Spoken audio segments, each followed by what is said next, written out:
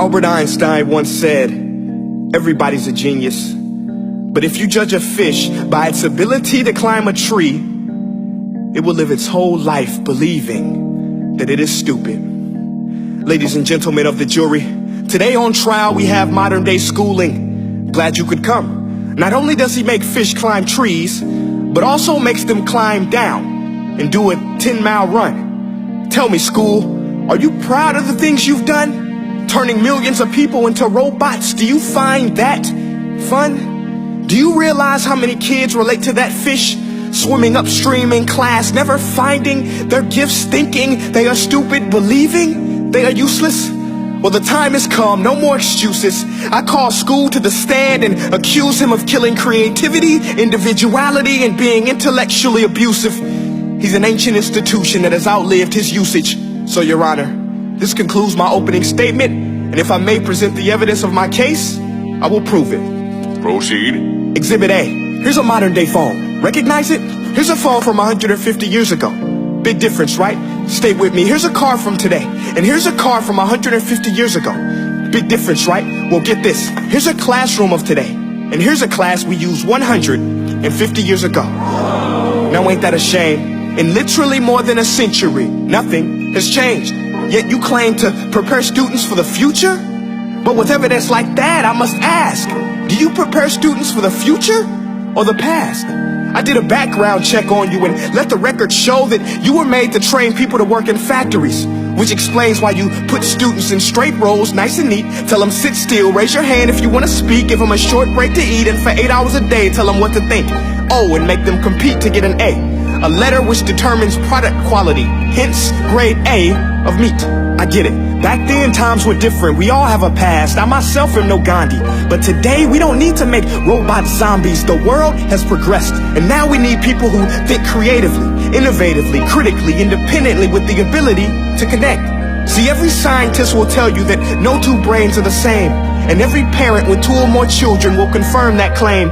So please explain why you treat students like cookie cutter frames or snapback hats, giving them this one-size-fits-all crap. Watch your language. Sorry, Your Honor, but if a doctor prescribed the exact same medicine to all of his patients, the results will be tragic. So many people will get sick, yet when it comes to school, this is exactly what happens, this educational malpractice, where one teacher stands in front of 20 kids, each one having different strengths, different needs, different gifts, different dreams, and you teach the same thing the same way?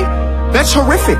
Ladies and gentlemen, the defendant should not be acquitted. This may be one of the worst criminal offenses ever to be committed. And let's mention the way you treat your employees. Objection. Overruled. I want to hear this. It's a shame. I mean, teachers have the most important job on the planet, yet they're underpaid? No wonder so many students are short-changed. Let's be honest. Teachers should earn just as much as doctors, because a doctor can do heart surgery and save the life of a kid. But a great teacher can reach the heart of that kid and allow him to truly live. See, teachers are heroes that often get blamed, but they're not the problem. They work in a system without many options or rights. Curriculums are created by policymakers, most of which have never taught a day in their life. Just obsessed with standardized tests. They think bubbling in a multiple choice question will determine success. That's outlandish.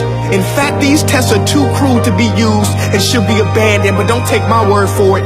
Take Frederick J. Kelly, the man who invented standardized testing, who said, and I quote, "These tests are too cruel to be used and should be abandoned." Ladies and gentlemen of the jury, if we continue down this road, the results will be lethal.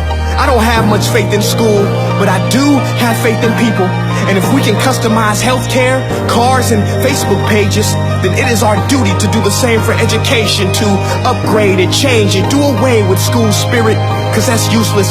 Unless we're working to bring the spirit out of each and every student, that should be our task. No more Common Core. Instead, let's reach the core of every heart in every class. Sure, math is important, but no more than art or dance. Let's give every gift an equal chance. I know this sounds like a dream, but countries like Finland are doing impressive things. They have shorter school days.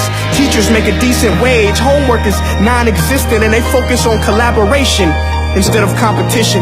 But here's the kicker, boys and girls. Their educational system outperforms every other country in the world. Other places like Singapore are succeeding rapidly. Schools like Montessori, programs like Khan Academy. There is no single solution, but let's get moving. Because while students may be 20% of our population, they are 100% of our future. So let's attend to their dreams, and there's no telling what we can achieve. This is a world in which I believe, a world where fish are no longer forced to climb trees. I'll rest my case.